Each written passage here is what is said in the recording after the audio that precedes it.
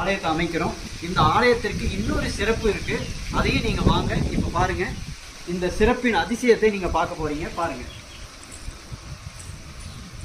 5 மரங்கள் ஒன்றாக இணைந்திருக்கும் அதிசயம் எங்க ஆலயத்துல. இங்க பாருங்க, அரச மரம் ஒன்று, இது ஒரு வேப்ப மரம், இதுவும் ஒரு வேப்ப மரம், வெப்பாலை மரம், இந்த 4 மரம், அங்க பாத்தீங்கன்னா பனைமரம், 5 மரம் ஒன்றாக இணைந்திருக்கும் அதிசயம் இந்த ஆலயத்துல நீங்க பார்க்க முடியும். 2 மரம் சேர்ந்திருக்கிறத பார்த்திருப்பீங்க, ஆனா 5 மரங்கள் ஒன்றாக இணைந்திருக்கும். அது கீழே சுவாமி இருக்கார், நாகம்மா இருக்காங்க. இந்த ஆலயத்தின் சிறப்பே இந்த விஷயம்தாங்க.